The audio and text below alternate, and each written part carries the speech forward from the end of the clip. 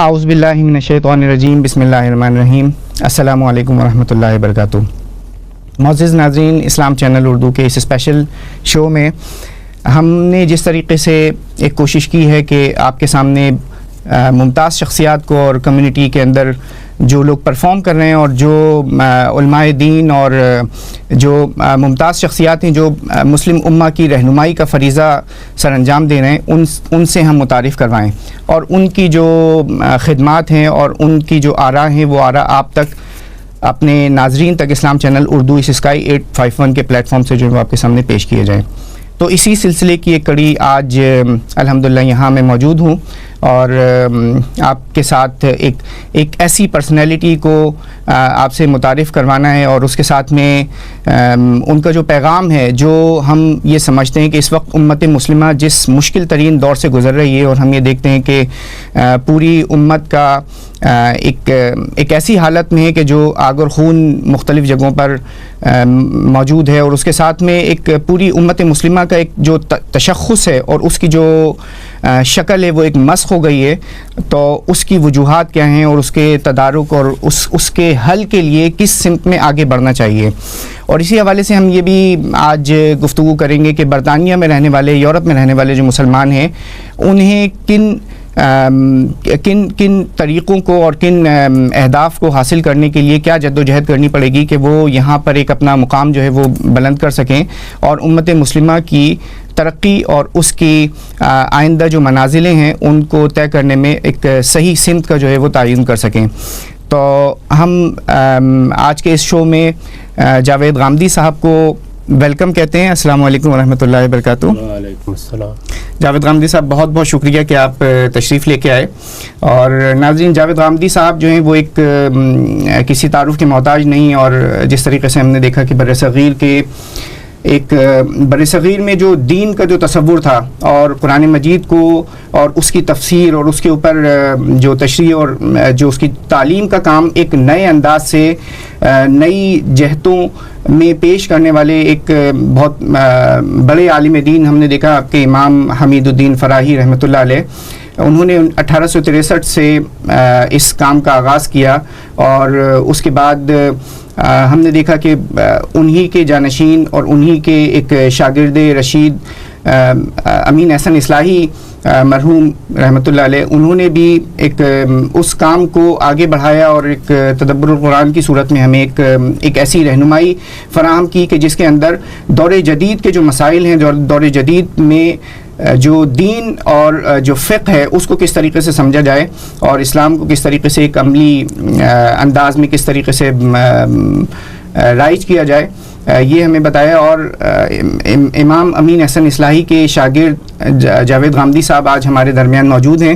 تو جاوید غامدی صاحب، سب سے پہلے تو ایک تھوڑا ذاتی سا سوال میں آپ سے معلوم کرنا چاہوں گا کہ پاکستان میں جو ہم نے دیکھا یہ بر صغیر میں یہ جو آپ کے نام کے ساتھ جو غامدی لگا ہوا ہے، یہ تھوڑا سا ایک غیر معروف سا ایک ورڈ ہے، تو اس کی کیا وجہ ہے؟ میں نے اس پر بڑی تفصیل کے ساتھ اپنی کتاب مقامات میں لکھا ہے، اس لیے کہ بہت سے لوگ سوالات بھی کرتے تھے۔ یہاں چونکہ اس کا موقع نہیں ہے کہ پوری تفصیل عرض کروں، یہ در حقیقت میرے دادا سے نسبت ہے۔ صحیح۔ میں چونکہ بچپنی سے عربی زبان کا طالب علم رہا ہوں، تو میرے دادا اپنے گاؤں میں مصلح کی حیثیت سے شہرت رکھتے تھے، تو مجھے خیال ہوا کہ میں ان سے نسبت قائم کروں۔ ان کی شخصیت سے میں بہت متاثر تھا اپنے طالب علمی کے زمانے میں، تو اسی ضمن میں مجھے مصلحی کا لفظ کچھ بہت اچھا نہیں لگا، تو میں نے اس کے عربی مترادف کو اختیار کر کے اپنے لیے یہ نسبت اختیار کر لی۔ یہ مجھے بعد میں معلوم ہوا کہ عربی زبان میں یہ لفظ اب بھی مستعمل ہے جی، اور ایک قبیلہ بھی اس نام سے موجود ہے، لیکن میں نے اس کو بہت بچپن میں اختیار کیا تھا اور زیادہ شہرت البتہ بہت بعد میں ہوئی۔ بالکل ٹھیک ہے۔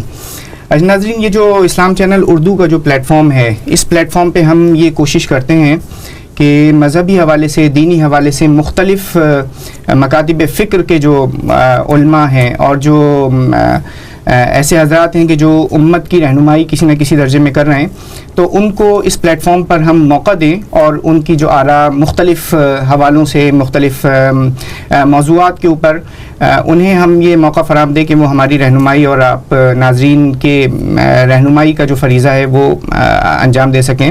تو اسی حوالے سے یہ اسپیشل پروگرام جو ہے وہ آپ کے سامنے پیش کیا جاتا ہے. اور جس طریقے سے ہم دیکھتے ہیں کہ کوئی انسان مکمل خیر نہیں ہوتا، اور ہر انسان کے اندر جو ہے وہ اس کے اندر کچھ نہ کچھ کمی ہوتی ہے، تو مگر یہ کہ ایک دوسرے کی جو رواداری اور جو مکاتب فکر کا احترام ہے اس کی ضرورت آج ہمیں بہت زیادہ ہے، کیونکہ ہم دیکھتے ہیں امت مسلمہ کی جو اس وقت جو حالت ہے اس میں ایک بہت بڑی وجہ عدم برداشت اور رواداری کی کمی، اور ہم آپس کے اندر جو اختلافات ہیں وہ بہت زیادہ بڑھ گئے ہیں. تو ڈاکٹر صاحب، میں آپ سے یہ معلوم کرنا چاہوں گا کہ اگر جو امت مسلمہ اس وقت جن حالات سے گزر رہی ہے اس کے اندر کوئی 3 بڑے جو مسائل ہیں، جو عوامل ہیں، ان کی اگر آپ نشاندہی کریں. پہلی چیز جو میں اپنے مطالعے اور مشاہدے اور تجربے کی بنیاد پر کہہ سکتا ہوں یہ ہے کہ بحیثیت مجموعی امت مسلمہ کو پچھلی 2 صدیوں میں ایک فکری چیلنج درپیش تھا، اور وہ چیلنج یہ تھا کہ ہمارا مذہب اسلام ہے، رسالت میں آپ صلی اللہ علیہ وسلم خدا کے پیغمبر تھے، آخری پیغمبر کی حیثیت سے آپ نے ہمیں قرآن جیسی کتاب دی، دین دیا. اس دین میں تو خدا کی ابدی ہدایت ہے، اس میں کسی ترمیم تغیر کی ضرورت نہیں ہے، لیکن اس دین کو لوگوں نے سمجھا، اور کم و بیش 1200 سال تک اس میں بہت سا علمی کام ہوا. اس سے جو چیز وجود پذیر ہوئی وہ مسلمانوں کا مذہبی فکر ہے، ان کا ریلیجیس تھاٹ. دور حاضر میں اس کو بہت سے چیلنج درپیش تھے، یعنی یہ چیلنج حقیقت میں اسلام کو درپیش نہیں ہے، یہ ہمارے مذہب کو درپیش نہیں ہے، یہ اس مذہبی فکر کو درپیش تھے. اس کا ظاہر ہے کہ 2 پہلوؤں سے رد عمل ہو سکتا تھا. ایک یہ کہ ہم اپنے مذہبی فکر پر نظر ثانی کے لیے تیار ہو جاتے، اس پر ایک تحقیقی نظر ڈالتے اور یہ بتانے کی کوشش کرتے کہ اس میں کیا چیز صحیح ہے، کیا غلط ہے. ایک دوسرا رویہ یہ ہے کہ ہم اس پر اصرار کرتے کہ مذہب در حقیقت یہی ہے، اور ہم اس پر نہ نظر ثانی کے لیے تیار ہیں، نہ ایک دوبارہ غور و خوض کی زحمت کرنے کے لیے تیار ہیں. یہ 2 رویے ہو سکتے تھے. آپ کے علم میں ہے کہ علامہ اقبال نے اپنے آخری زمانے میں جو خطبات دیے ہیں ان کا عنوان ہی reconstruction of religious thought in Islam تھا، یعنی مسلمانوں کے مذہبی فکر کو ایک ریکنسٹرکشن کی ضرورت ہے. تو پہلا چیلنج جو ہمیں درپیش ہے وہ یہ ہے کہ مسلمانوں کے موجودہ مذہبی فکر کی اس ریکنسٹرکشن کے لیے نہ صرف یہ کہ ذہن تیار کیے جائیں بلکہ یہ کام بھی کر کے دکھایا جائے. علامہ اقبال نے اپنے خطبات میں اس کی شروعات کی تھی، بہت بنیادی بعض چیزیں انہوں نے بیان کر دیں، اس کی ضرورت کا احساس دلایا، اور اپنی طرف سے جو کچھ وہ اس وقت کے حالات کے لحاظ سے کہہ سکتے تھے وہ انہوں نے بڑی حد تک کہا. خاص طور پر جو اس کا چوتھا خطبہ ہے جس میں اجتہاد کے مسائل پر انہوں نے گفتگو کی ہے، اس میں کم و بیش ان سب چیزوں کی انہوں نے نشاندہی کر دی تھی جن پر غور و خوض کی بھی ضرورت تھی، جن کو ری وزٹ کرنے کی ضرورت تھی. تو یہ ریکنسٹرکشن یا ریفارمیشن آپ اس کو کہہ سکتے ہیں کہ مذہبی فکر کی ایک یوں سمجھ لیجیے کہ نئی تشکیل کی ضرورت ہے. یہ تشکیل نو ہے جو میرے خیال کے مطابق پہلا مسئلہ ہے جو امت کو درپیش ہے، لیکن بحیثیت مجموعی اس کو قبول نہیں کیا گیا. بر صغیر میں خاص طور پر اس کے خلاف لوگوں کا رد عمل رہا. علامہ اقبال کے شعر بہت پڑھے گئے، لیکن ریکنسٹرکشن ریلیجیس تھاٹ ان اسلام کو مذہبی طبقے نے کم و بیش اٹھا کے ایک طرف رکھ دیا. میں یہ عرض نہیں کر رہا کہ اس میں ہر چیز صحیح تھی. جب کوئی مفکر کام کرتا ہے تو اس میں بہت سی چیزیں ایسی بھی ہوتی ہیں جن کو وقت کے ساتھ آپ بتا سکتے ہیں کہ اس میں صحیح نقطہ نظر اختیار نہیں کیا گیا، لیکن وہ صحیح سمت میں اٹھایا گیا ایک قدم تھا، اس قدم کو آگے بڑھنا چاہیے تھا. اور اگر ایسا ہوتا تو میرا اپنا احساس یہ ہے کہ ہم اپنی بہت سی مشکلات پر قابو پا چکے ہوتے. دوسری جو بڑی چیز امت مسلمہ کو درپیش ہے وہ سیاسی عدم استحکام ہے. یعنی ہمارے ہاں چونکہ ایک ایسا زمانہ آ گیا تھا جس میں کم و بیش 1.5 صدی تک اکثر و بیشتر مسلم ممالک کے لوگ مغلوب ہو گئے. یہ مغلوبیت محض پرانی فتوحات کی طرح کی نہیں تھی، بلکہ اس میں ایک نئی تہذیب سے واسطہ پڑا، ایک نئے تمدن سے واسطہ پڑا. اور اسی دوران میں دنیا میں نہ صرف یہ کہ صنعتی انقلاب اپنے منتہا کو پہنچ گیا، بلکہ اس وقت تو ہم جس دور سے گزر رہے ہیں اس میں ٹیکنالوجی کا، انفارمیشن کا بھی ایک عظیم انقلاب برپا ہو گیا، بلکہ ایک نوعیت کا انفجار ہے. ایسے معلوم ہوتا ہے کہ جیسے ایک آتش فشاں پھٹ پڑا ہے. پچھلے 10-20 سال میں آپ دیکھیں کہ اتنی حیرت انگیز تبدیلیاں آ گئی ہیں کہ وہ مصرع بھی اب پرانا محسوس ہوتا ہے کہ میں حیرت ہوں کہ دنیا کیا سے کیا ہو جائے گی. تو یہ جو صورتحال ہے اس کا ادراک کرتے ہوئے یہ دیکھنا کہ ہم اپنے لیے اپنے سیاسی نظم میں کیسے استحکام پیدا کریں. ابھی بھی آپ مسلم ممالک پر ایک نگاہ ڈال کے دیکھیں تو کہیں آپ کو بادشاہت نظر آئے گی, کہیں آپ کو آمریت نظر آئے گی.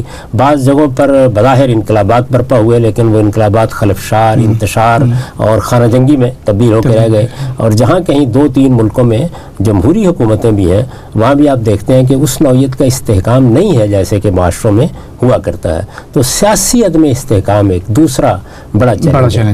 اور تیسری چیز یہ ہے کہ ہم ایک نوعیت کے تہذیبی اور اخلاقی بحران میں مبتلا ہیں. یعنی چونکہ ہماری اپنی ایک تہذیب تھی, وہ تہذیب کم و بیش 12 صدیوں میں جوان ہوئی, پروان چڑھی اور اپنے منتہائے کمال کو پہنچی. اس میں عرب عناصر بھی تھے, اس میں عجم کے عناصر بھی تھے, وہ ہندوستان میں بھی آ کر ایک بالکل نئی صورت پا گئی. تو یہ ساری تہذیبی روایت آہستہ آہستہ بحران کا شکار ہونا شروع ہو گئی. اور جو تہذیبی تصادم پیش آیا خاص طور پر مغربی تہذیب کے ساتھ, اس سے پہلی 2 نسلوں کا معاملہ تو یہ تھا کہ وہ اپنے اندر کھڑے ہوئے اس کا سامنا کر رہے تھے. پھر وہ زمانہ آیا کہ جس میں گویا وہ باہر نکل کر اب کبھی پیچھے مڑ کر دیکھتے تھے, کبھی آگے دیکھتے تھے.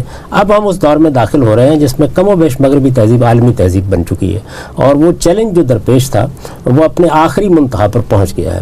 تو یہ میرے خیال کے مطابق 3 وہ چیزیں ہیں جس سے اخلاقی لحاظ سے ہمارے ہاں بڑی پستی آ گئی ہے. یعنی اب مسلمانوں کا معاملہ یہ ہے کہ اپنی تہذیبی روایت سے منقطع ہونے کی وجہ سے آپ ان کو اعتماد کے اس مقام پر کھڑا دیکھتے ہی نہیں ہے کہ جہاں اعلیٰ انسانوں کو کھڑا ہونا چاہیے. تو میں سمجھتا ہوں اپنی دانست میں, اپنے علم کے مطابق یہ 3 بنیادی مسائل ہیں. 3 بنیادی مسائل ہیں.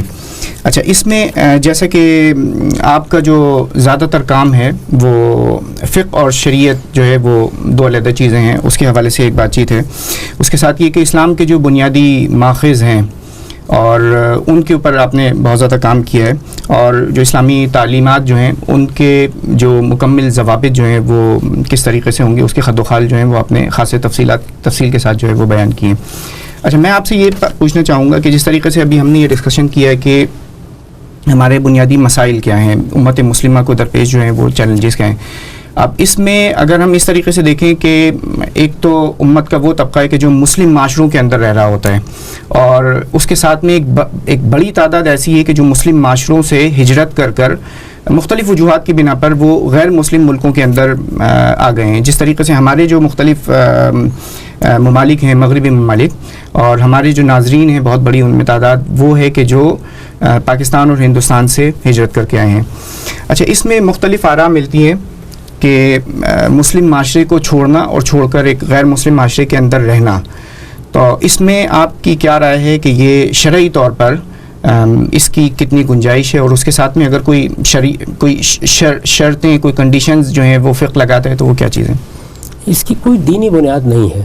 جو چیز قرآن مجید میں بیان ہوئی ہے اور جس کو رسالت میں آپ صلی اللہ علیہ وسلم نے بعض روایات میں بھی واضح کیا ہے وہ یہ ہے کہ اگر کسی جگہ مسلمانوں کو پرسیکیوٹ کیا جا رہا ہو, یعنی ان پر مذہبی جبر کیا جا رہا ہو, انہیں مجبور کیا جا رہا ہو کہ وہ اپنے مذہب کا اعلان نہ کریں, اظہار نہ کریں, یا مذہب کے جو بنیادی احکام ہیں ان پر عمل کرنے سے انہیں بندوق کے زور پر روکا جا رہا ہو, یعنی جبر اور اکراہ کی کوئی صورت پیدا ہو جائے, پرسیکیوشن کی صورت پیدا ہو جائے, اور مسلمانوں کو کسی دوسری جگہ امن میسر ہو جہاں وہ اپنے دین کا اظہار کر سکیں, آزادانہ طور پر عمل کر سکیں, اور وہاں انہیں آنے کی دعوت دی جا رہی ہے. ہجرت ایک دینی اصطلاح ہے, یعنی ویسے تو عربی زبان میں آپ یہاں سے وہاں جائیں تو اس کو ہجرت کہیں گے, لیکن یہ دینی اصطلاح ہے, اور اصطلاح کے لحاظ سے یہ 2 مفاہیم کے لیے استعمال ہوتا ہے.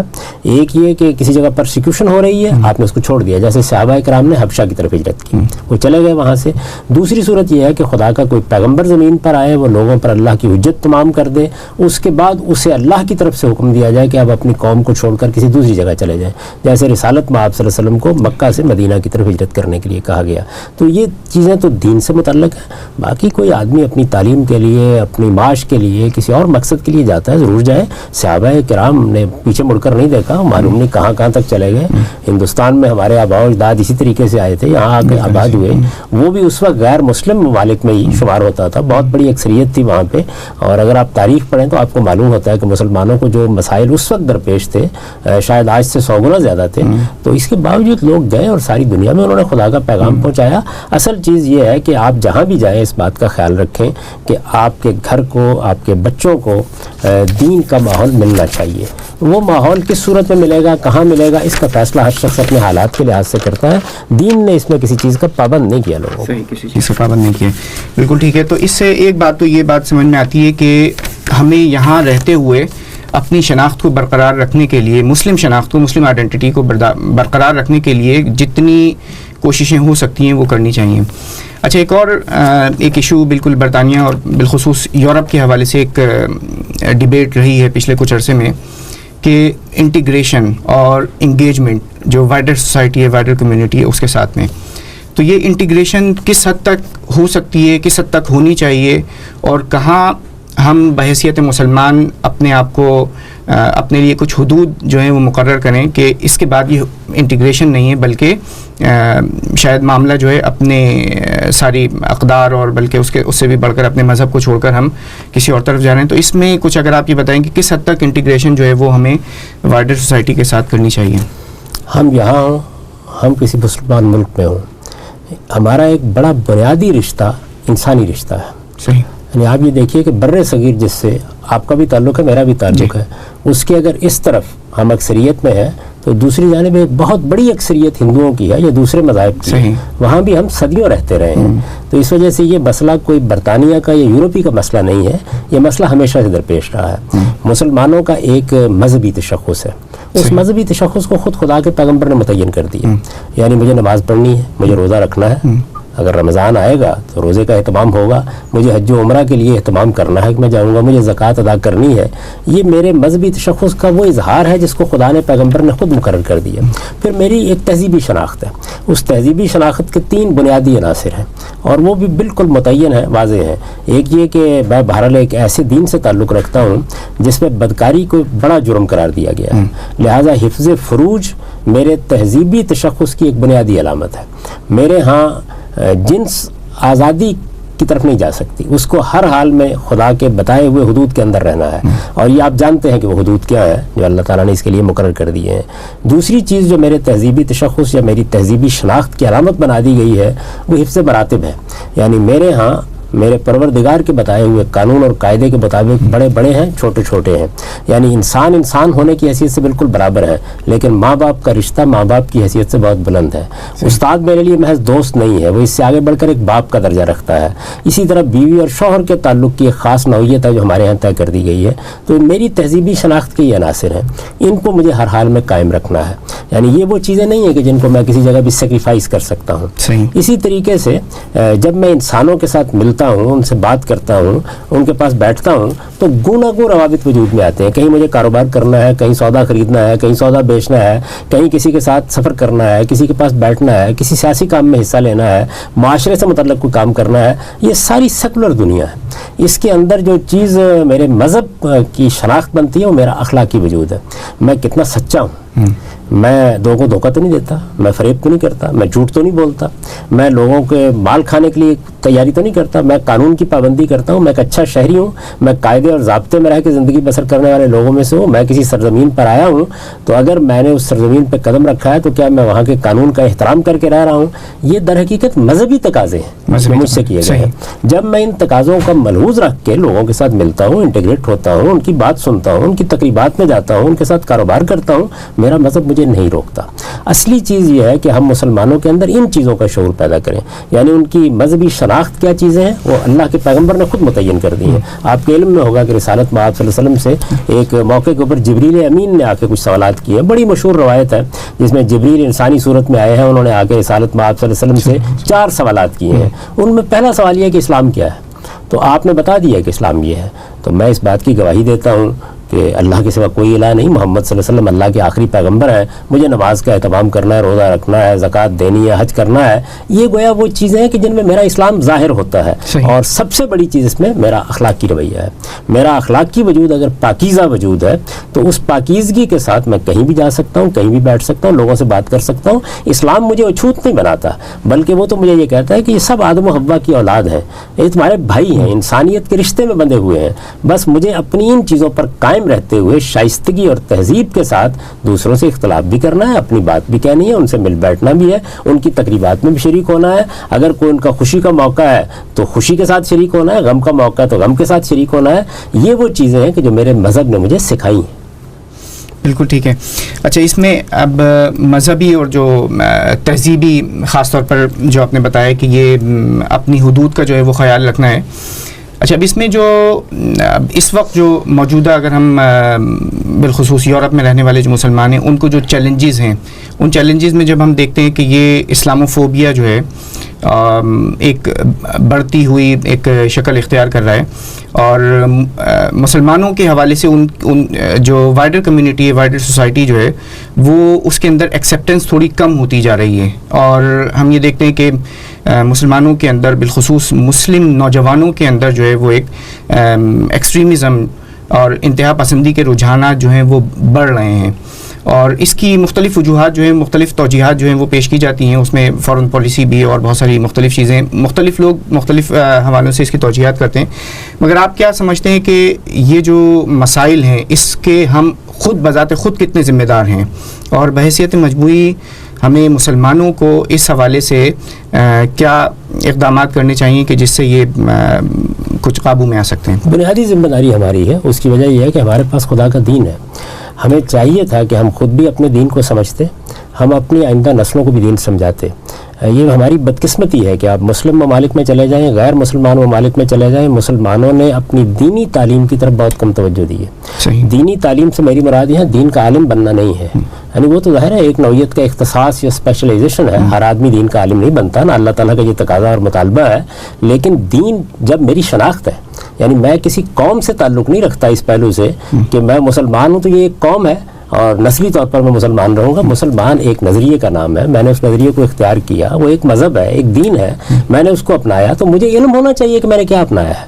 ہم ماں باپ سے جو کچھ سیکھ کے آتے ہیں کبھی اس کو دوبارہ نہ دیکھنے کے لیے تیار ہوتے ہیں, نہ سمجھنے کے لیے تیار ہوتے ہیں. قرآن مجید کی تعلیم کا انتظام آپ برطانیہ کی کیا بات کرتے ہیں, میرے اپنے ملک میں بس اسی نوعیت سے ہے کہ قاری صاحب آئیں گے, وہ لوگوں کو قرآن مجید ناظرہ پڑھا دیں گے. یعنی نہ بچے کو پتہ چلے گا وہ کیا پڑھ رہا ہے, نہ کبھی بڑا ہو کر اس کے ذہن میں یہ خیال آئے گا کہ کوئی سمجھ کر پڑھنے کی کتاب ہے. درحال کہ قرآن اعلان کر رہا ہے کہ کتاب انزلنا مبارک لیدبروا آیاتہ ولیتذکر اولو الالباب, کہ یہ بابرکت کتاب نازل ہی اس لیے کی گئی ہے کہ لوگ اس کی آیتوں پر غور کریں اور اہل عقل اس سے نصیحت حاصل کریں. تو اس اعتبار سے قرآن مجید ہماری زندگی میں داخل ہی نہیں ہوتا. تو سب سے پہلا اور بنیادی کام تو یہ ہے کہ ہم مسلمان, یعنی ہم میں سے ہر مسلمان اس بات کا فیصلہ کرے کہ اسے اپنا دین سیکھنا. دیکھیے یہ کوئی بڑا کام نہیں ہے, یعنی ہمارے دین کا مجموعی کانٹینٹ اگر آپ آج فیصلہ کر لیں تو آپ کوئی سال 6 مہینے میں بڑی حد تک اس کو اچھی طرح سمجھ سکتے ہیں. ہم نے یہ کبھی نہیں کیا. چنانچہ وہی ہمارے فرقے ہیں, وہی ہمارے گروہ ہیں, وہی ہمارے تعصبات ہیں, وہی جو کچھ ہم نے اپنے ماں باپ سے سن لیا ہے اسی کے اوپر ہم بیٹھے ہوئے ہیں. علم اگر کی بنیاد پر ہم اپنے مذہب کو شعوری طور پر سمجھنے کے لیے تیار نہیں ہیں. تو میرے خیال میں سب سے پہلا اور بنیادی مسئلہ یہ پیدا ہوا ہے. اس کے بعد یہ ہے کہ جب مذہب کی کچھ غلط تعبیرات سامنے آئیں اور مذہب کی بنیاد پر کچھ اقدامات کیے گئے, اور بدقسمتی سے وہ اقدامات مسلمانوں میں سے بعض لوگوں نے کیے, وہ سب مسلمانوں نے نہیں کیے. ان میں سے بڑی معمولی تعداد ہے کہ جو اس میں شاید ہزاروں میں ہوں گے. یعنی دیکھیے نا, اس وقت مسلمان 1 ارب کے قریب ہے. ایسا نہیں کہ ہر مسلمان اس طرح کے اقدامات کرنے کے لیے اٹھ کھڑا ہوا ہے یا ان کی بڑی اکثریت اٹھ کھڑی ہوئی ہے. چند ہزار لوگ بھی شاید آپ نہ گن سکیں, چلیے 1,00,000 2 لاکھ کہہ سکتے ہیں, یہ کوئی نسبت تناسب نہیں ہے. لیکن وہ جس بنیاد پر کھڑے ہوئے, یعنی انہوں نے ظاہر ہے کہ کچھ مذہبی اصطلاحات استعمال کیے. کسی نے کہا میں خلافت قائم کرنے جا رہا ہوں, کسی نے کہا کہ میں طاغوت کے خلاف لڑنے کے لیے جا رہا ہوں. یہ موقع تھا کہ ہم ایک مرتبہ پھر آگے آتے, ہمارے دانشور, ہمارے علماء, ہمارے یہاں سوچنے سمجھنے والے لوگ, ہمارے صحافی, وہ دیکھتے کہ یہ کیا مسئلہ ہے کہ جو اس وقت یہ صورت اختیار کر رہا ہے. یعنی وہ مسئلہ اصل میں کیا ہے اور وہ مسئلہ ان لوگوں کے ذہن میں آ کر کیوں یہ شکل اختیار کر گیا ہے, اس کا مطالعہ ہونا چاہیے تھا. میں آپ سے عرض کرتا ہوں پورے عالم اسلام میں جو کام ہوئے ہیں میں ان کو ہر وقت دیکھتا رہتا ہوں, کسی جگہ اس معاملے میں سنجیدہ مطالعہ نہیں کیا گیا. فکری سطح پر چیزوں کو سمجھنے کی کوئی کوشش نہیں کی گئی. بلکہ حیران ہوتا ہوں میں بعض اوقات کہ جو لوگ اس میدان میں اترے ہیں, خواہ وہ داعش کے لوگ ہوں, خواہ وہ طالبان ہوں, انہوں نے اپنا موقف بیان کیا اور یہ بتایا کہ ہم جو کچھ کہہ رہے ہیں اس کے پس منظر میں یہ استدلال ہے. ہم نے اس استدلال کو سمجھنے, اس کا جواب دینے, اس کی غلطی واضح کرنے کی کبھی کوشش نہیں کی. اور ظاہر ہے کہ اس میں پھر ایک دوہری ایجوکیشن کی ضرورت تھی. یعنی ایک تو جنرل ایجوکیشن ہے, عمومی تعلیم ہے جو ہم میں سے ہر مسلمان کو پانی چاہیے اپنے دین کی. اس کے بعد ایک مسئلہ یہ تھا کہ ایک مسئلہ بن گیا. جب مسئلہ بن گیا تو ان خاص ایشوز کی یا ان مسائل کی تفہیم اور تعلیم کی ضرورت تھی. وہ کام نہ ہم نے اپنے ملک میں کیا, نہ بر صغیر میں کیا, نہ عالم عرب میں کیا, نہ یہاں کیا ہے. علماء زیادہ سے زیادہ ایک فتویٰ دے دیتے ہیں. اصل میں ضرورت فتوے کی نہیں ہے اس وقت, ضرورت ایجوکیشن کی اور اپنے بچوں کو ایجوکیٹ کرنے کی ہے. تو یہ کام بھی ہم نے نہیں کیا. اچھا, اس کے بعد تاریخ کا ایک ادراک چاہیے. یعنی دنیا کیسے چل رہی ہے. دنیا میں اللہ تعالیٰ کا ایک طریقہ ہے, تلک الایام نداولها بین الناس. اس میں قومیں دنیا کے اسٹیج پر نمودار ہوتی ہیں, اللہ تعالیٰ ان کو موقع دیتا ہے. قرآن مجید نے بتایا کہ قیامت تک میں نے قوموں کو ایک لائن میں لگایا ہوا ہے اور قیامت تک میں ان کو اسٹیج پر نمودار کروں گا, اور ان میں سے بعض ہلاک ہوں گی, بعض پر خدا کا عذاب آ جائے گا. تو ایک پورا سلسلہ ہے جو چلا آ رہا ہے. ہم نے اس کو سمجھانے کی کوشش نہیں کی کہ مسلمان کسی زمانے میں دنیا پر غلبہ رکھتے تھے. عربوں کا غلبہ قائم تھا, اجمی اقوام کا غلبہ قائم تھا, ہندوستان میں جو لوگ مسلمان ہوئے ان کا غلبہ قائم تھا. پھر یافس کی اولاد کو دنیا کا اقتدار منتقل ہوا تو وہ بھی مسلمان ہو گئے. ترک اصل میں ادھر ہی سے آئے تھے. لیکن اس سب کچھ کے بعد بھی ہم نے اس بات کو سمجھنے کی کوشش نہیں کی کہ ایک دن یہ سب کچھ چلا بھی جانا ہے. یعنی یہ خدا کا بنایا ہوا قانون ہے, وہ چلا گیا, دنیا کی کچھ دوسری قوموں کو اقتدار حاصل ہو گیا. اب ہمیں اس موقع پر کیا رویہ اختیار کرنا ہے. یعنی ہمارے سامنے اب چیلنج کیا ہے, ہمیں کیا رویہ اختیار کرنا ہے. ہمارا اس میں رویہ رد عمل کی نفسیات سے پھوٹا ہے. رد عمل اور جھنجھلاہٹ, اس کے ذریعے سے آپ اپنے آپ کو نقصان پہنچاتے ہیں, کسی دوسرے کو نقصان نہیں پہنچاتے.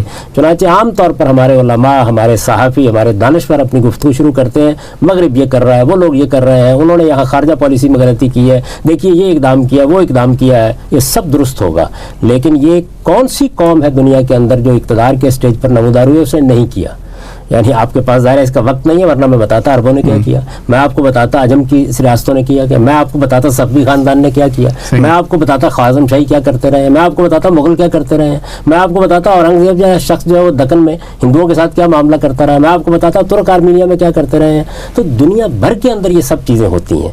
جب یہ ہوتی ہیں تو اس موقع کے اوپر آپ نے کیا کرنا ہے, آپ کا رویہ کیا ہونا چاہیے, اس کے لیے تاریخ کا شعور, اس کا ادراک ضروری ہے. ہم نے اپنی قوم کو یہ بھی دینے کی کوشش نہیں کی. چنانچہ جو کچھ ہو رہا ہے, میں یہ نہیں کہہ رہا وہ صحیح ہو رہا ہے, اس میں بہت غلطیاں ہیں جو خود مغرب نے کی ہیں. مغرب کے رویوں میں غلطیاں ہیں, طرز عمل میں غلطیاں ہیں. بلکہ جو آخری بڑی طاقت اب امریکہ ہمارے سامنے ہے, یہ حقیقت ہے کہ اگر وہ اصول پر کھڑے ہو کر دنیا کے ساتھ معاملہ کرتے اور انصاف پر کھڑے ہو کر کرتے تو شاید رد عمل کی یہ نفسیات پیدا نہ ہوتی. لیکن وہ بھی ایسا نہیں کر سکے. میں اس کو دوسرے طریقے سے دیکھتا ہوں. دنیا کے اندر جو اس سے پہلے مختلف اقوام رہی ہیں, رومی ہو یا ساسانی ہو, وہ بھی یہ نہیں کرتے رہے.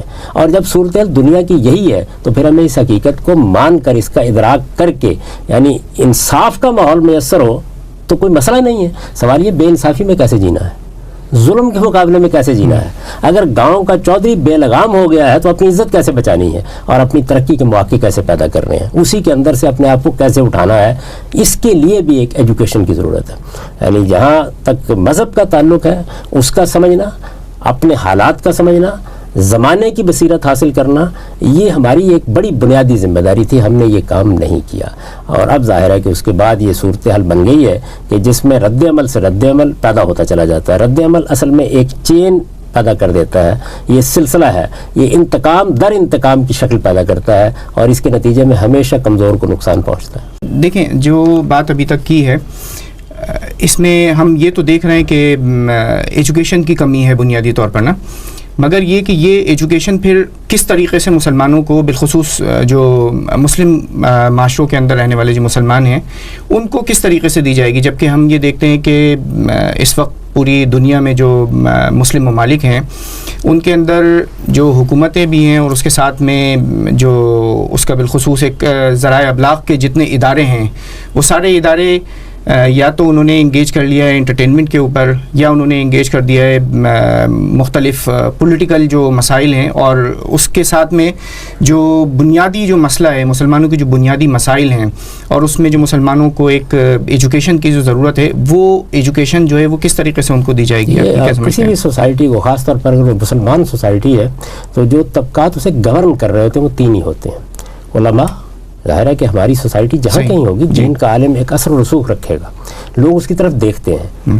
دانشور جو کسی معاشرے کے اندر پیدا ہو جاتے ہیں وہ آپ کی صحافت میں نمایاں ہوتے ہیں, ادب میں نمایاں ہوتے ہیں, وہ اس لحاظ سے ممتاز ہوتے ہیں کہ ان کی لکھی ہوئی بات, ان کی کہی ہوئی بات کو لوگ سنتے پڑھتے اور ان کی طرف متوجہ ہوتے ہیں. اس کے بعد سیاستدان, یعنی کسی سوسائٹی کے اندر یہ طبقات مؤثر ہوتے ہیں. ایسا نہیں ہوتا کہ جب ہم کہتے ہیں کہ سوسائٹی کو ایجوکیٹ ہونا چاہیے تو ہر آدمی یہ کام کرنے اٹھ کھڑا ہوگا. انہی طبقات کی ذمہ داری ہے کہ یہ سوسائٹی کو ایجوکیٹ کریں. ریاست کے لیے یہ ممکن ہوتا ہے یا ارباب سیاست کے لیے کہ وہ ایجوکیشن کو اولین ترجیح بنائیں. جن جن ملکوں کا نظم ان کے پاس ہے وہاں جو کچھ بھی ان کو بجٹ میسر ہے اس میں پہلے نمبر پر تعلیم لکھی ہوئی ہو, کیونکہ معاشرے اس سے بنتے ہیں. پھر یہ کہ ان کا تعلیمی ویژن ہو, یعنی وہ اس کو باقاعدہ طور پر دیکھیں کہ اس مسلمان معاشرے کو, اور اس میں پھر عرض کر دوں, اس میں یونیورسٹی تعلیم زیر بحث نہیں ہے. یونیورسٹی تعلیم بہت آزادانہ ہونی چاہیے, وہ ایک الگ موضوع ہے. 12 سال کی وہ تعلیم جس میں انسانی شخصیت کی تشکیل ہوتی ہے, جو براڈ بیس تعلیم ہوتی ہے, جو معاشرہ دیتا ہے, اس کے بارے میں بہت سنجیدہ جگہ پر کھڑے ہو کے ہمیں سوچنا چاہیے تھا ہمارے ارباب سیاست کو کہ اس کو ہم نے کیسی تعلیم دینی ہے, کیا چیزیں پڑھنی چاہیے, کیسے پڑھنی چاہیے, اور بچے کے اندر کیا چیزیں پیدا ہونی چاہیے. میرے اپنے ملک میں صورتحال یہ ہے کہ مذہبی اور غیر مذہبی کی تفریق, اردو اور انگریزی میڈیم کی تفریق, ہم تو بعض بنیادی تعلیم کے مسائل کو آج تک طے نہیں کر سکے. یعنی یہ بات نہیں سمجھ سکے. دنیا بھر کے اندر جتنا تعلیم پر کام ہوا ہے, میں اس کا ایک طالب علم ہوں, اور میں آپ سے عرض کرتا ہوں کہ آپ مشرق سے مغرب تک چلے جائیے, ہر آدمی آپ کو بتائے گا کہ لینگویجز کے بارے میں دنیا بھر کے محققین یہ کہتے ہیں ایسے پڑھانی چاہیے. ہم ہمیشہ اس کی خلاف ورزی کرتے ہیں. اسکلز, ہنر کیسے سکھانے چاہیے, ہم ہمیشہ اس کی خلاف ورزی کرتے ہیں. بچوں کو تعلیم کس تدریج سے دینی چاہیے, ہمیشہ اس کی خلاف ورزی کرتے ہیں. تو نتیجہ اس کا یہ ہے کہ ہمارے مفادات سے ہمارا تعلیمی نظام ٹوٹتا ہے, ہمارے یہاں اس پہ توجہ دینے کی ضرورت نہیں. اس کے بعد ہوتی ہے انفارمل ایجوکیشن, یعنی ریاست تو اس پوزیشن میں ہوتی ہے کہ وہ فارمل ایجوکیشن دے. انفارمل ایجوکیشن آپ میڈیا سے دیتے ہیں, آپ لیکچر سے دیتے ہیں, آپ آج کے زمانے میں بہت اور ذرائع پیدا ہو گئے ان سے دیتے ہیں. اس کی بھی کوئی آرگنائز کوشش نہیں ہوئی. علماء کا معاملہ کیا ہے کہ ان کی آپ ویب سائٹس دیکھ لیں, ان کو آپ سوشل میڈیا پر دیکھ لیں, ان کو آپ کسی اور جگہ کام کرتے دیکھیں, وہ حقیقت میں ساری کی ساری جدوجہد کر رہے تھے میرا فرقہ, میرا گروہ, میں کیا مانتا ہوں, میرا مدرسہ فکر کیا ہے, اس کی برتری قائم کرنی ہے. یعنی اس کے ہاں ساری جدوجہد یہ ہو رہی ہوتی ہے. یہ بات کہ مجھے اپنی قوم کو ایجوکیٹ کرنا ہے. دیکھیے ایجوکیشن جو ہے یہ کسی فرقے کے اندر بند نہیں ہو سکتی, یہ تو ذہن کھولنے کا نام ہے. یہ تو حقیقت کا ادراک کرائے گی, اس کے بعد لوگ خود اپنا فیصلہ کر لیں گے. یہ مسئلہ ہی نہیں ہے.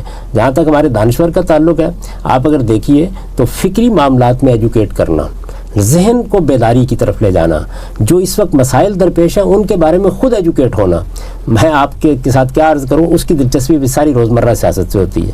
آسمان اوپر چلا گیا, زمین نیچے آ گئی, پیٹرول کی قیمتوں کو یہ ہو گیا, وہ ہو گیا. یہ مسائل ہیں زندگی کے, میں اس کی نفی نہیں کر رہا, لیکن کچھ لوگ تو ہونے چاہیے کہ جو اس لحاظ سے قوم کو ایجوکیٹ کریں. تو یہ میرے خیال کے مطابق ان طبقات کا فرض ہے.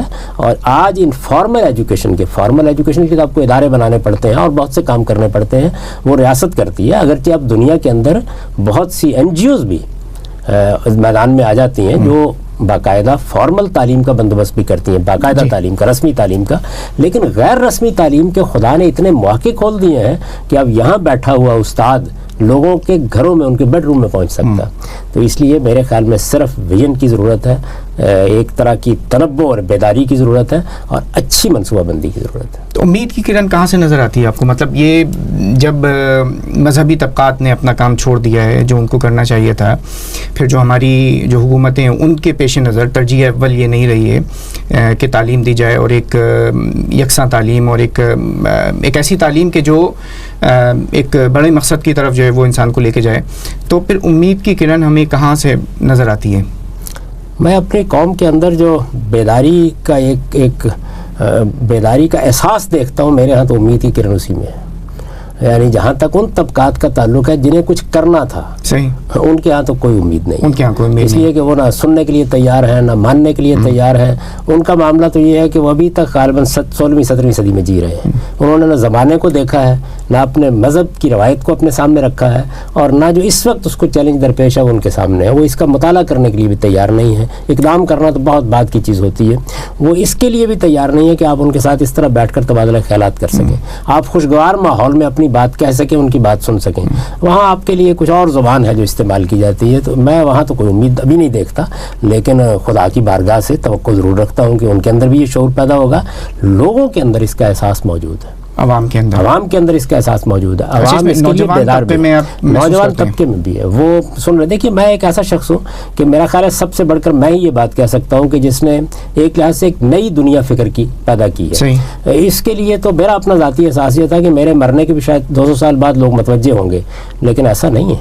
میری قوم نے میری بات سنی ہے, اور 2-4 نہیں, ہزاروں لاکھوں کی تعداد میں سنی ہے. تو اس لیے میرا احساس یہ ہے کہ ہماری قوم کے اندر جو صلاحیت ہے وہ بڑی بے پناہ اور غیر معمولی ہے, اور اسی میں امید ہے, بشرطے کہ ہم میں سے کوئی اس امید کے چراغ کو لو دینے کے لیے تیار ہو جائے اور اس کو لے کے آگے بڑھنے کے لیے تیار ہوں. بالکل ٹھیک ہے غامدی صاحب. ایک دیکھیں جس طریقے سے ابھی ہم نے گفتگو کی ہے کہ جو مسلمانوں کو جو کام کرنے چاہیے تھے اور انہوں نے نہیں کیے ہیں, اور ان کی اپنی جو غلطیاں ہیں اور جو چیلنجز ہیں. اچھا, اس میں جب ہم یہ دیکھتے ہیں کہ مغرب سے اس وقت ایک براہ راست مسلمانوں کی ایک تصادم کی کیفیت ہے, اور اس میں یقیناً مغرب کی بھی جو اپنی غلطیاں ہیں وہ کچھ نہ کچھ غلطیاں ہوں گی. اسی وجہ سے پوری دنیا اس وقت جو ہے وہ ان حالات کا شکار ہے, اور آگ و خون کی ہولی جو ہے وہ پوری دنیا کے اندر اس وقت برپا ہے.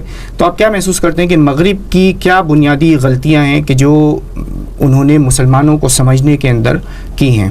عالمی معاملات میں بے انصافی, یعنی جو اصل چیز ہے وہ یہی ہے, ہمیشہ یہی رد عمل کا باعث بنتی ہے. دیکھیے مغربی ملکوں میں انہوں نے اپنے لیے ایک اچھا نظام بنایا ہے. صحیح. وہ نظام بڑی حد تک لوگوں کو متوجہ کرتا ہے. یہی وجہ ہے کہ جہاں آپ دیکھیں لوگ اس کی طرف کھنچے چلے آ رہے ہوتے ہیں. جو لوگ آتے ہیں وہ بھی بڑی حد تک اپنے آپ کو اطمینان کی ایک فضا محسوس کرتے ہیں. وہ الگ بات ہے کہ آپ اندر اتر کر مطالعہ کریں تو بہت سے مسائل بھی سامنے آ جاتے ہیں, لیکن مغرب دنیا کے ساتھ بھی تو ایک معاملہ کر رہا ہے نا. مغرب کے پاس اقتدار ہے. جس کے پاس اقتدار ہوتا ہے, قرآن مجید نے کیا کہا ہے؟ قرآن مجید نے یہ کہا ہے کہ دیکھیے جب میں اقتدار دیتا ہوں کسی قوم کو, اس سے خدا کیا چاہتا ہے؟ خدا یہ چاہتا ہے کہ ان تحکم بالعدل, دنیا کے ساتھ معاملہ انصاف کے ساتھ کرو, اور وان تودوا الامانات الی اہلھا, جو کچھ دینا ہے کسی کو میرٹ پر دو. یہ گویا اساس ہے دنیا سے معاملہ کرنے کی. اچھا, ہم مسلمانوں کو اللہ تعالیٰ نے جب اس منصب پر فائز کیا تو آپ دیکھیے کہ سورہ نساء میں اور سورہ مائدہ میں کیا تلقین کی. سورہ نساء میں تو زیر بحث ہے کہ مسلمانوں کو اپنے اندرونی معاملات میں حق کی شہادت کیسے دینی ہے, لیکن مائدہ میں یہ بتایا ہے کہ تم کو دنیا کے ساتھ معاملہ کرتے ہوئے یہاں کھڑا ہونا چاہیے کہ وَلَا يَجْرِمَنَّكُمْ شَنَآنُ قَوْمٍ عَلَىٰ أَلَّا تَعْدِلُوا اعْدِلُوا هُوَ أَقْرَبُ لِلتَّقْوَىٰ. تمہیں کسی قوم کی دشمنی بھی اس پر آمادہ نہ کرے کہ تم عدل کے مقام سے ہٹ جاؤ, عدل اختیار کرو, یہی تقوی کے قریب ہے. اور یہ آیت شروع کہاں سے ہوتی ہے؟ یا ایھا الذین آمنوا کونوا قوامین بالقسط شہداء للہ, ایمان والو تم انصاف کے گواہ بن کر کھڑے ہو جاؤ اللہ کے لیے اس کی شہادت دیتے ہوئے. یہ در حقیقت وہ جگہ ہے جو اللہ تعالیٰ صرف مسلمانوں سے نہیں چاہ رہا, ہر انسان سے چاہ رہا ہے. تو جس وقت یہ بڑی قومیں خواہ وہ دنیا میں کسی جگہ بھی اقتدار پر آ جائیں, وہ اصل میں دوسروں کے ساتھ انصاف نہیں کر پاتی. ایک یہ بات یہ ہے کہ جمہوریت ہے مثال کے طور پر, اگر یہ ایک قدر ہے, عالمی قدر ہے, تو پھر اس کے بعد یہ ہونا نہیں چاہیے تھا کہ بادشاہتوں کو نوازا جاتا. یہ نہیں ہونا چاہیے تھا کہ آمروں کی پشت پرائی کی جاتی. اپنے مفادات کے لیے صبح ایک نقطہ نظر اختیار کیا جاتا, شام دوسرا اختیار کر لیا جاتا. یعنی اقدار کے معاملے میں تو کوئی کمپرومائز نہیں ہونا چاہیے تھا. مفادات بھی ہوتے ہیں عالمی طاقتوں کے, لیکن ایسا نہیں. جو عالمی ادارہ بنایا گیا, میں اقوام متحدہ کے ادارے کو دنیا کے لیے ایک بڑی رحمت سمجھتا ہوں, لیکن اس عالمی ادارے کی بنیاد میں یہ چیز رکھ دی گئی کہ اس میں 5 طاقتوں کو ویٹو حاصل ہے.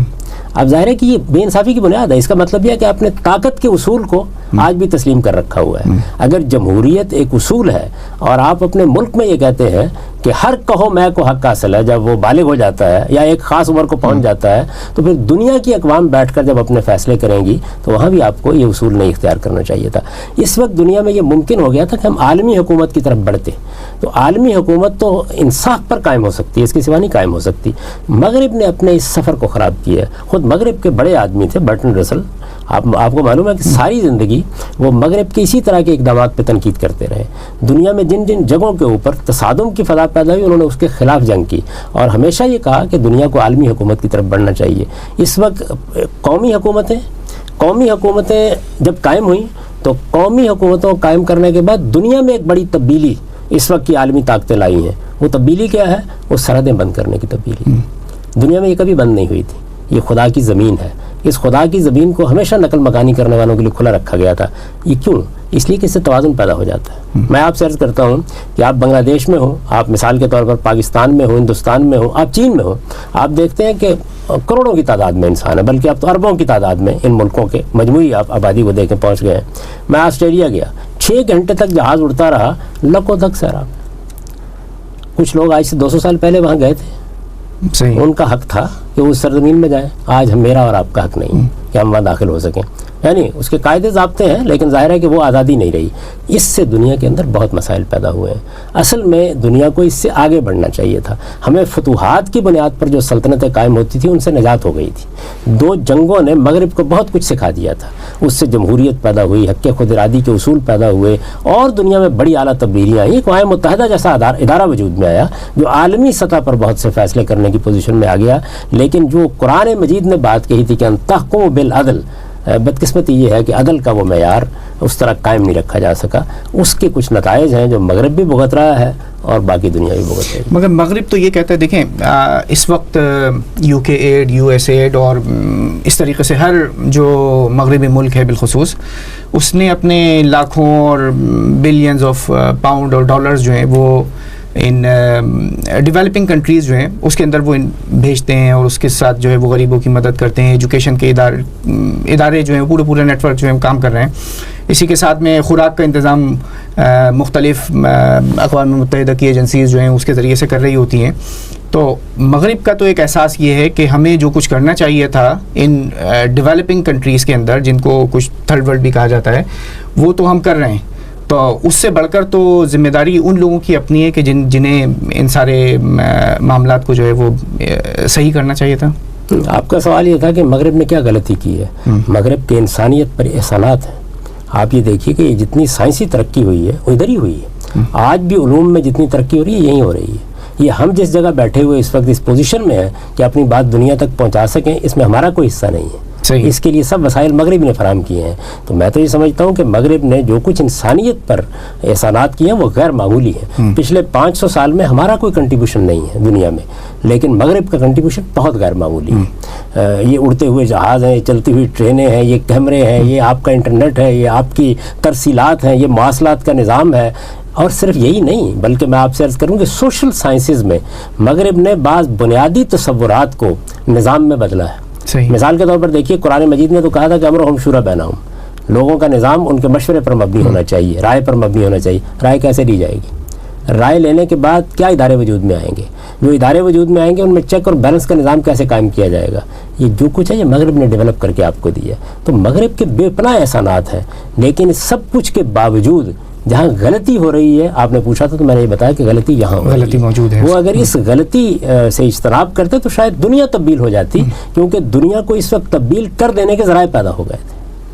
صحیح, بالکل ٹھیک ہے. اچھا, یہ ایک تھوڑا سا اس سے گفتگو سے ہٹتے ہوئے ایک سوال ہے کہ جس طریقے سے ہم دیکھتے ہیں کہ ماشاءاللہ جو آپ کی پذیرائی ہے وہ عوام الناس کے اندر بے تحاشا ہے, اور بالخصوص جو پڑھے لکھے لوگ ہیں, جو بالخصوص جنہوں نے جدید تعلیم حاصل کی ہے, وہ اچھی طریقے سے آپ کی بات کو سمجھتے ہیں اور اس کو اپنی زندگی کا نصب العین جو ہے وہ بناتے ہیں. مگر جو ہمارے اندر جو علماء کا جو ایک طبقہ ہے وہ اس فکر کا, جس کو کہیں کہ وہ اس طریقے سے اس کا ادراک نہیں کرتا, تو اس کی کیا وجوہات آپ محسوس کرتے ہیں, اور علماء کے طبقے سے یہ مخالفت جو ہے وہ کیوں آتی ہے؟ اس کی بڑی سادہ سی وجہ ہے, مجھے اس پر کوئی شکایت بھی نہیں ہوتی. میں اس کو ایک متوقع چیز سمجھتا تھا. میرا اپنا ذاتی احساس یہ ہے کہ اس میں علماء نے محبت ہی فرمائی ہے, جو کچھ بھی کیا ہے ان کا ایک مسئلہ ہے, اور وہ مسئلہ سمجھ لینا چاہیے. جب آپ کو دوسرے کا مسئلہ معلوم ہو جاتا ہے تو میرا خیال یہ ہے کہ پھر کبھی شکایت نہیں ہوتی. وہ مسئلہ ان کا یہ ہے کہ انہوں نے ایک اصول قائم کر لیا. وہ اصول یہ تھا کہ ان کے پاس جو مذہبی فکر ان کی ٹریڈیشن سے ان کو منتقل ہوا ہے وہ اس پر نظر ثانی کرنے کو جائز نہیں سمجھتے. آپ جانتے ہیں اس کا نتیجہ کیا ہوا؟ اس کا نتیجہ یہ مکالمہ ختم ہو گیا. دیکھیے, میرے اور آپ کے درمیان مکالمہ صرف اس وقت ہو سکتا ہے جب کہ آپ یہ مانیں کہ جو کچھ آپ مانتے ہیں اس میں غلطی کا امکان ہے. صحیح ہے. اور میں یہ تسلیم کروں کہ جو کچھ میں مانتا ہوں اس میں غلطی کا امکان ہے. جب ہم غلطی کا امکان مان کر بیٹھتے ہیں تو مکالمہ ہو سکتا ہے, بات ہو سکتی ہے, پھر استدلال پر بات ہوگی, پھر کبھی تلخی پیدا نہیں ہوگی. پھر ہم ایک دوسرے کو بہت کچھ بتا سکتے ہیں. پھر میں اٹھوں گا تو ہو سکتا ہے کہ آپ سے بہت کچھ سیکھ کر اٹھوں, اور آپ اٹھیں تو آپ مجھ سے بہت کچھ سیکھ کر اٹھیں. علماء یہ کرنے کے لیے تیار نہیں ہے ذہنی طور پر. وہ یہ کہتے ہیں, اور اس کے لیے وہ ایک فقہی تعبیر استعمال کرتے ہیں کہ اس پر اجماع ہے. اجماع آپ جانتے ہیں کیا چیز ہوتی ہے؟ مطلب یہ ہے کہ لوگوں کا اتفاق رہا ہے. وہ کون سا علم اور کون سا فن ہے کہ جس میں اتفاق جب تک نہیں توڑا جاتا اس وقت تک بات آگے بڑھتی نہیں. صحیح. اس لیے کہ اگر ارسطو کی سائنس پر جو اتفاق تھا اس کو نہ توڑا جاتا تو آپ جانتے ہیں کہ اس وقت ہمارے ہاں کے جو مذہبی طبقات تھے مغرب کے, پادریوں کا اور کلیسا کا کیا رد عمل تھا؟ یہی رد عمل تھا.